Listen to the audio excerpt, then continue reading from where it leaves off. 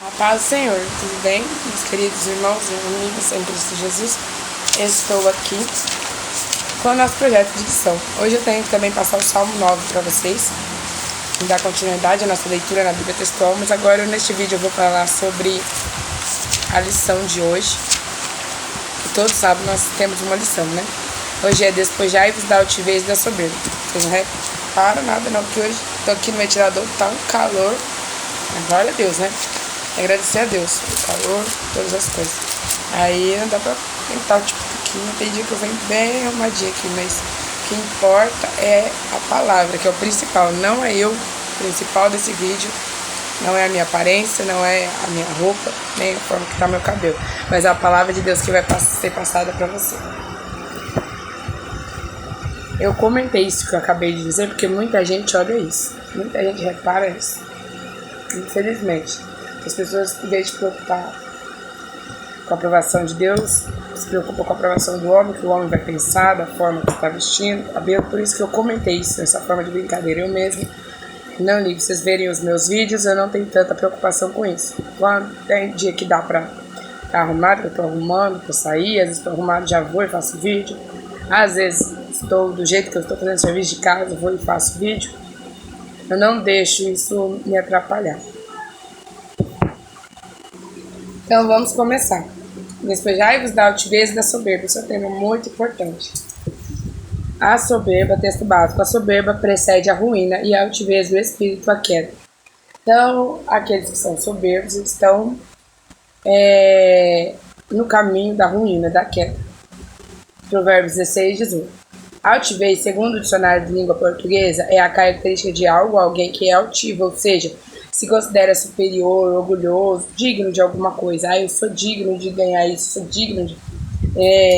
também nas coisas espirituais, eu sou digno de estar aqui, porque eu estudei muito, eu tenho curso de teologia, eu trabalhei muito, eu me esforcei muito, sou digno de estar aqui. Eu sou digno de receber a salvação. A salvação não é pelas obras. Salvação é pelo sacrifício de Cristo. Se fosse pelas obras, não precisava nem de Cristo vir morrer. Claro que aquele que é salvo tem as obras, mostra a sua fé pelas obras, mas não pode se gloriar dizendo que pelas suas próprias obras está sendo salvo.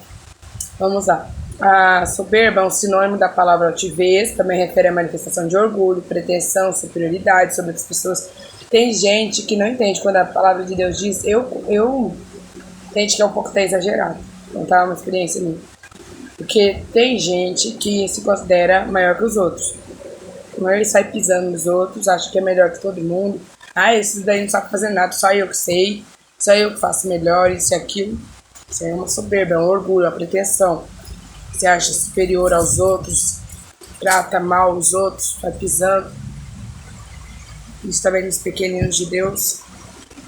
E Deus quer que a gente considere o outro superior a nós mesmos. Ou seja, para que nós tratamos todo mundo com respeito, né? Embora nós somos igual, Deus, todos nós, né?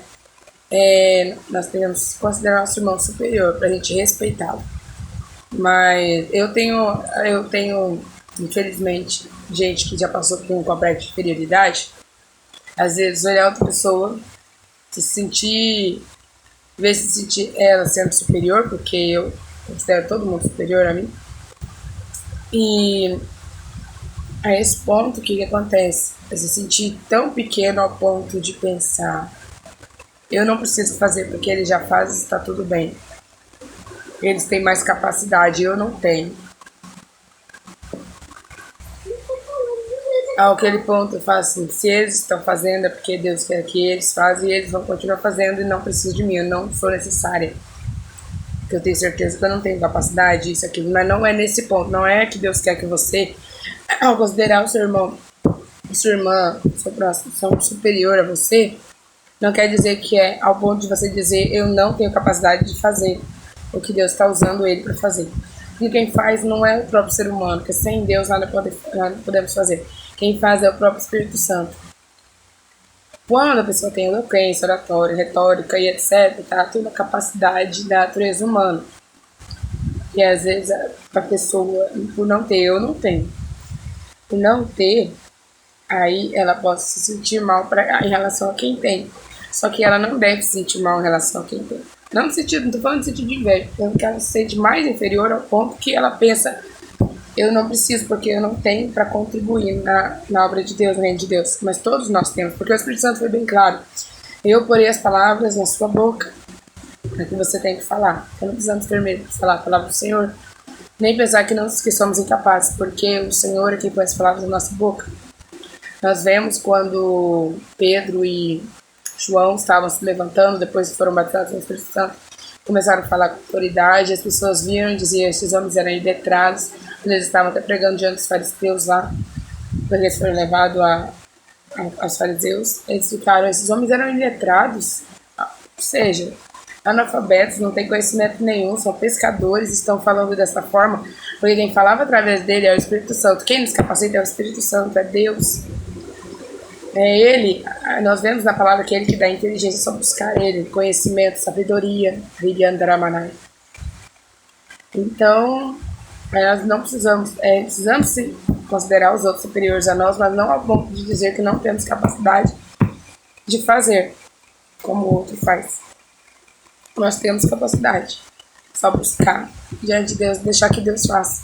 Cada um faz o seu melhor de acordo com o que o Espírito Santo atua na pessoa para fazer. Todos são importantes no corpo de Cristo. Então vamos lá. Meditando no texto das Escrituras Sagradas, vemos como o Senhor abomina tais sentimentos. Os mesmos não devem fazer parte do coração daquele que deseja a vida eterna, que diz amar a Deus sobre todas as coisas. Nós sabemos que Deus resiste aos soberbos, mas dá graça aos humildes.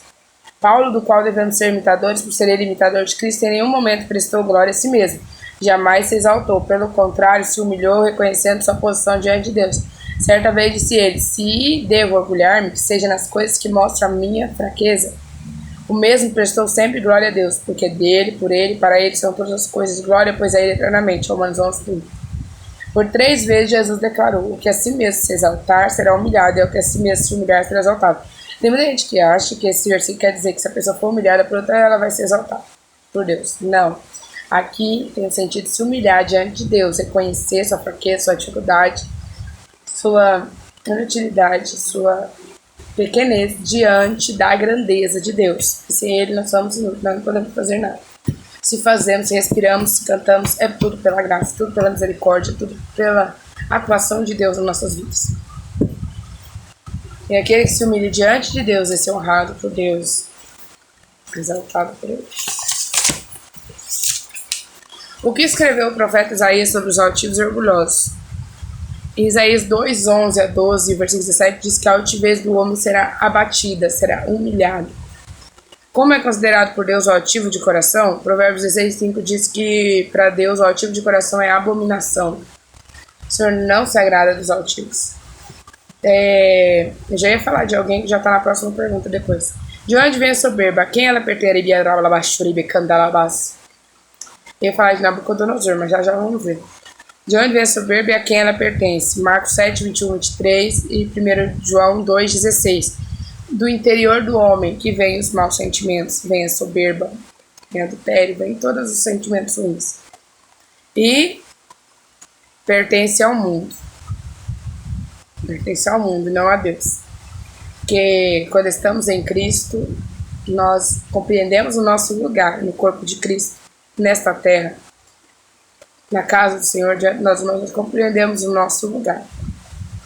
Sabemos que não somos mais nem melhor que ninguém. Não podemos nos exaltar. Ainda que o Senhor, aparentemente, pareça usar mais alguém diante do seu reino, das obras dele, das manifestações espirituais, ainda assim este não pode se exaltar, nem se orgulhar. Porque todos podem ser usados.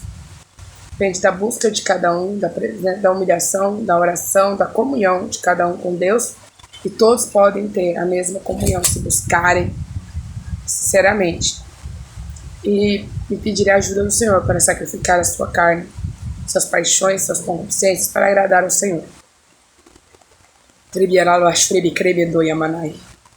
O que ocorreu com Nabucodonosor por causa de sua soberba? Daniel 4:30-32. Foi tirado dentre dos homens, a morada dele se deu com os animais do campo. Nós sabemos que Nabucodonosor não quis glorificar a Deus, e foi dado a ele um sonho onde profetizava o que aconteceria com ele. E um dia, glória a Deus, aleluia. Um dia, quando ele ergueu a voz para dizer que ele havia conquistado os reinos da terra, que ele tinha conquistado tudo aquilo que ele via com os olhos dele, com o poder das suas próprias mãos. E quando ele fez isso, o Senhor fez com que se cumprisse uma profecia sobre a vida dele, por ele não ter dado glória a Deus e se altivo, se exaltado sobremaneira. O Senhor fez com que ele perdesse a sua consciência ali, né? Fazendo ele ficar igual um bicho, igual um animal. E ele foi comer com os animais do campo. Até que passou a quantidade de anos decretados sobre ele, se não me engano é 7 anos, e depois ele voltou à sua consciência, sua loucura deixou ele voltou ao normal, e ele deu glória a Deus, e ele compreendeu, e ele se converteu. E nós sabemos que Nabucodonosor, o Senhor, desde o início chamou ele de servo, sem ele ser servo. O Senhor já sabia na frente que ele seria servo. E também porque Deus estava usando Nabucodonosor para cumprir uma profecia e aplicar castigos a Israel. E Deus estava usando ele. Deus decretou que os reinos iriam para a mão dele, que ele ia dominar. Deus o fez. Deus decidiu assim, não Nabucodonosor pelo seu próprio pensamento, inteligência ou própria força. O que fez o rei Uzias por causa de sua altivez e o que lhe custou? Segundo Crônicas 26, 16 a 21, primeira parte. Ele ofereceu incenso ao Senhor. E isto era responsabilidade do sacerdote do templo e não do rei Uzias. Rei Uzias se engrandeceu tanto.